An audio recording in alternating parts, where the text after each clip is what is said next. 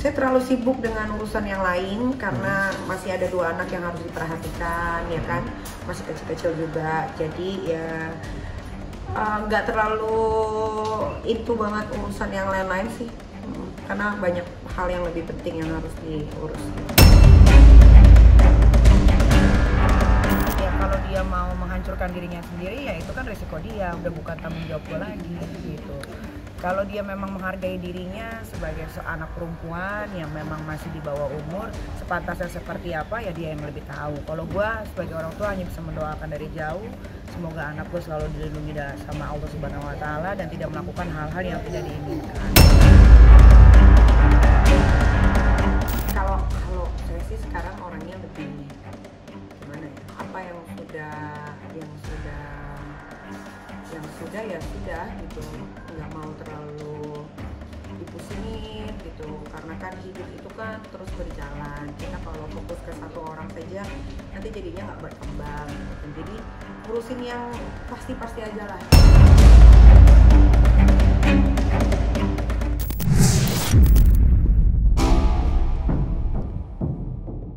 Suatu kehebohan baru saja terjadi, yang mana kabar tersebut datang dari Laura Mezani alias Loli yang merupakan putri sulung dari Nikita Mirzani.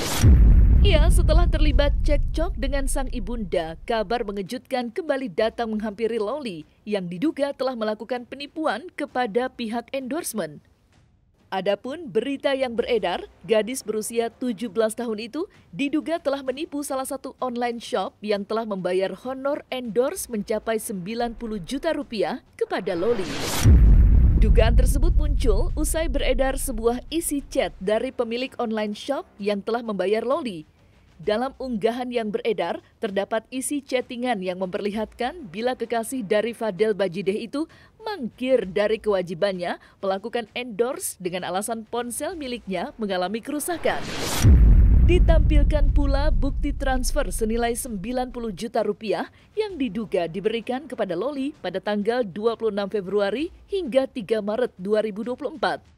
Meski begitu, belum ada tanggapan resmi dari Loli terkait kasus dugaan penipuan yang menyeret namanya.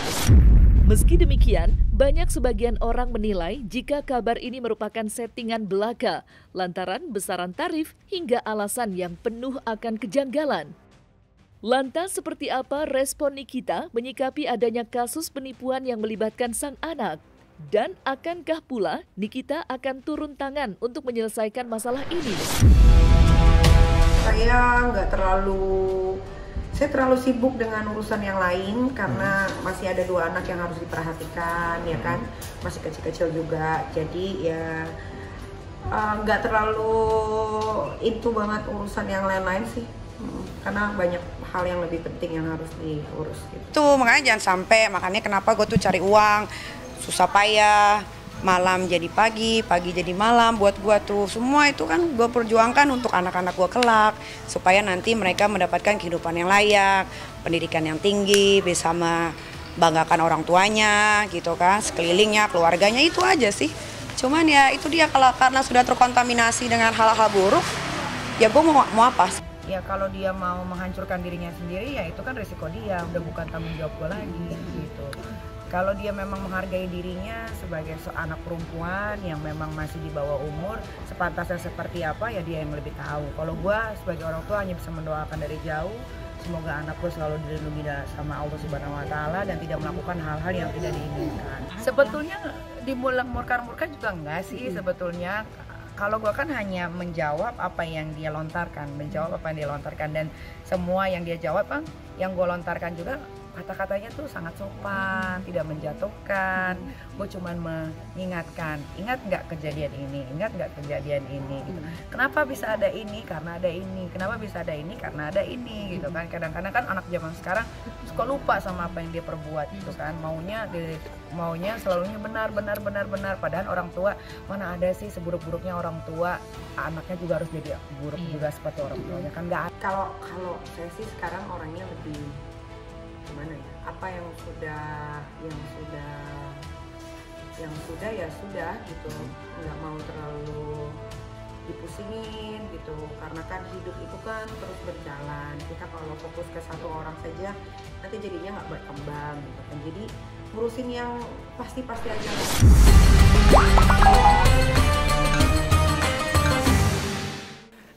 Selamat, mana kameranya?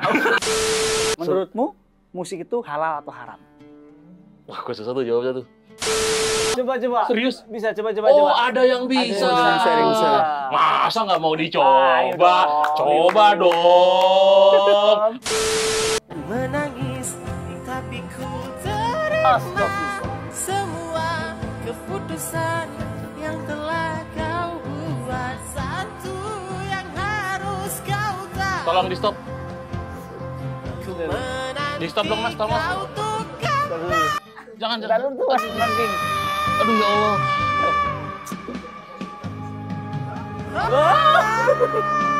Mas, tolong Mas, stop Mas. Panas. Panas.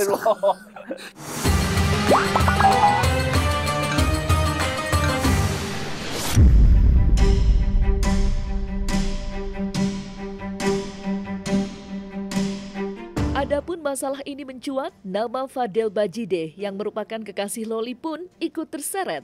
Lantaran dalam pengakuan yang dibuat oleh Loli, Fadel diduga telah menghabiskan uang endorsement miliknya. Entah benar atau tidak, yang pasti adanya masalah ini, para netizen pun kembali mentelaah perkataan Nikita Mirzani yang secara gamblang mengatakan jika dirinya kurang suka dengan kekasih dari anaknya itu. Kata-kata yang terucap dari mulut Niki pun seakan terbukti benar melihat sosok kekasih dari Loli yang belakangan sempat viral lantaran kasus pengeroyokan terhadap anggota TNI pada beberapa waktu yang lalu. Demi Allah, aku orangnya irit banget dan suka nabung. Jadi, 50 juta nggak dipakai buat aku. Aku taruh di tabungan. Kalau berkurang, itu pun karena pacar, bukan aku. Ucap pembelaan dari Loli.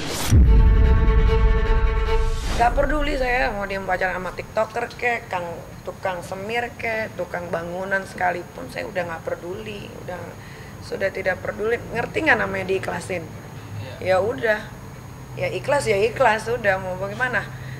Kecewanya saya udah terlalu tinggi sampai akhirnya keluar kata-kata ikhlas gitu. Biar bagaimanapun dia akan anak gue ya. Suatu saat dia pasti akan cari gue. Siapa yang akan membantu kehidupannya dia kalau bukan ibunya? Ya, walaupun gue disakiti, tapi gue tidak akan menyerang yang namanya darah daging sendiri. Ya, biarlah dia mau bicara apa, yang jelas orang-orang di sekeliling gue yang sudah berkenal gue puluhan tahun, tahu banget bagaimana sifat gue, bagaimana gue menjaga anak, mengasihi, merawat, mendidik, memberikan fasilitas terbaik, mereka tahu semua. Kalau pada akhirnya ada orang tua yang belum menerima kekasih anaknya, seringkali karena faktornya si orang tua punya perspektif sendiri nih dalam melihat atau menilai pacar si anak gitu, yang mungkin berbeda perspektifnya dengan si anak. Rasa tidak suka ini akan semakin membesar kalau memang tidak ada komunikasi atau keterbukaan gitu ya, atau anak mengkomunikasikan, ini loh ma alasan-alasan aku menyukainya, alasan kenapa aku membutuhkannya menjadi pasangan atau kekasih, ini loh alasan-alasan kenapa aku naksir sama dia gitu ya, atau apa sih yang sebenarnya aku butuhkan dalam hidup ini sehingga aku ternyata merasa lebih nyaman dengan dia. Nah ini kalau tidak dikomunikasikan, maka pada akhirnya masing-masing kan jadi punya atau berpegang pada perspektifnya masing-masing gitu ya, yang pada akhirnya si orang tuanya jadi makin melihat dengan cara yang berbeda dan mungkin dianggapnya juga salah, begitupun anak melihat dengan cara yang berbeda dan mungkin dinilai juga salah oleh orang tuanya. Setiap orang tua pasti memang punya cara masing-masing dalam mengasuh ya anak-anaknya gitu. Karena kadangkala orang tua merasa saya sangat paham sekali karakter anak saya, maka saya akan menempuh jalan yang menurut saya paling tepat untuk saya berlakukan kepada anak saya gitu. Hanya saya sayangkan saja pada saat berkonflik dengan anak, ada baiknya kita mesti tetap menjaga batasan-batasan atau hal-hal yang sekiranya tidak terlalu dipublish. Ini cuma butuh ketemu lalu ngobrol nyaman dari hati ke hati gitu ya antara anak dan orang tua untuk saling mengungkapkan apa sih maunya mereka masing-masing, saling jujur, saling terbuka, dan saling menghargai, tepatnya gitu. Karena biar bagaimanapun semakin besar anak ini kan mereka pasti punya kebutuhan sendiri, punya rasa ingin dihargai, ditoleransi, dianggap sebagai makhluk dewasa yang juga punya otonomi. Biar bagaimanapun anak yang sudah besar, kategorinya sudah masuk di dewasa awal atau remaja akhir ya, itu kan mereka juga punya privasi, ingin sedang membangun kehidupan pribadinya sendiri gitu.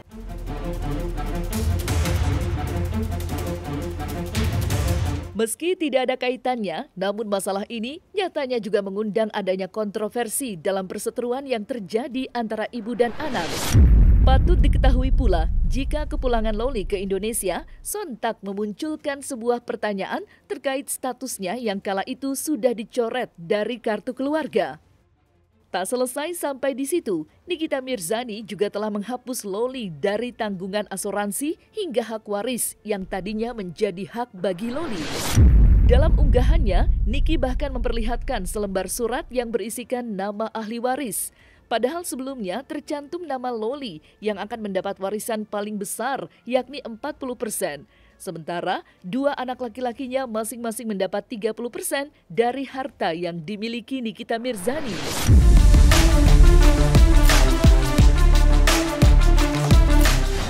Itu tidak dihapus ya si kakak? Nanti lihat aja kalau gue udah meninggal. Kalau ahli waris kan memang sebelum mati meninggal itu kan memang gue udah ngurus semua dari dulu gitu. Cuma memang sekarang diperbaharui karena ada aset lagi yang lain-lain gitu kan. Terus sesuai sama hitung-hitungan Islam dan yang lain-lain ya, jadi diperbaharui aja. Karena kalau nggak salah di dalam Islam itu anak perempuan akan ikut suami. Jadi lebih banyak anak laki-laki gitu. Jadi diperbarui di situ aja. Nanti tunggu lihat gue mati aja lah. Nanti siapa yang dapat? Bukan karena apa, ada warisan. Jadi gini, belajar dari teman-teman artis yang sebelumnya, ya kan. Banyak banget yang meninggal tapi meninggalkan utang, meninggalkan masalah. Gue nggak mau kayak gitu. Kasihan anak-anak gue nanti, kasihan keluarga gue. Jadi kalau gue punya apa-apa tuh udah ada semua. Kayak ini kan hari Minggu mau ke tempatnya abang juga. Jadi udah mulai diperjelas nih, gue punya ini di sini, gue punya ini di sini, ini tolong ya gitu kan, diurus. Kalau gue nggak ada, gue takut aja gitu ketika gue nggak ada, anak gue terbengkalai, anak gue jadi nggak punya apa-apa, kasihan gitu. Jadi dari sekarang aja gue udah atur. Jadi nanti suatu waktu kalau jangan sampai gue sih maunya meninggalnya di atas 60 ya, maksudnya gue pengen lihat anakku juga menikah gitu. Ya semuanya kalau gue udah nggak ada ya semua udah tinggal dibagi-bagi rata aja. Ketika mempunyai seorang anak perempuan, maka kewajiban orang tua putus ketika anak perempuan tersebut sampai dia mempunyai seorang suami. Maka kewajiban orang tua menafkahi anak tersebut, mendidik anaknya sudah terputus, dikembalikan akadnya kepada suaminya. Maka ketika dia punya anak laki-laki sampai putus di masa akil balik dan sampai dewasa, dia sudah bisa mencari nafkah sendiri. Putus menafkahi anak, membiayai anak, itu bukan berarti kita putus tanggung jawab, tidak mengakui seorang anak itu adalah anak kita. Bukan. Akan tetapi kita tetap mendoakan anak tersebut. Sebagai orang tua haruslah perhatian kepada anak. Walaupun anak tersebut anak perempuan atau anak laki, dimanapun anak kita berada, tetap perhatian orang tua, doa orang tua haruslah setiap saat dan setiap waktu untuk seorang anaknya. Maka dengan demikian kita disebut adalah orang yang amanah dan bertanggung jawab, dititipkan seorang anak kepada Allah Subhanahu wa taala dari Allah untuk kita. Seorang anak tersebut haruslah kita didik dan kita jaga, kita nafkahi, kita perhatikan pendidikannya, akhlaknya terutamanya. Komen lah, itu biar jadi urusan gua dan keluarga. Kalau bisa ya jangan pulang. Karena gua nggak mau anak gua yang 2 orang ini terkontaminasi gitu. Gua kan nggak bisa 24 jam di rumah. Saya dia pulang, terus Aska sudah bisa diajak bicara gitu kan. Apa nanti yang akan diomongin?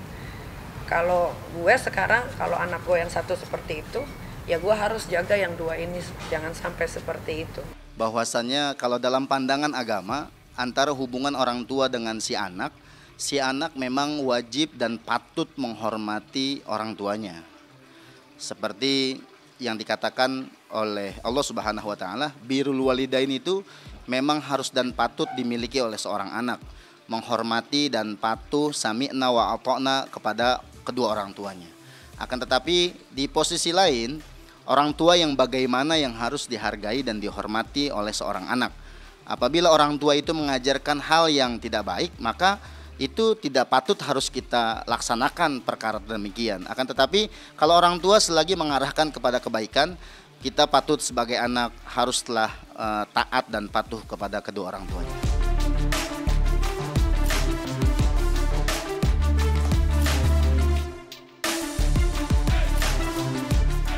Nah, selesai sudah Cumi Lovers? Saksikan terus Cumi Camp In-Depth, kabar lengkap, mendalam, dan akurat dari narasumber terpercaya. Dan jangan lupa untuk like, subscribe, dan juga share channel YouTube Cumi Cumi.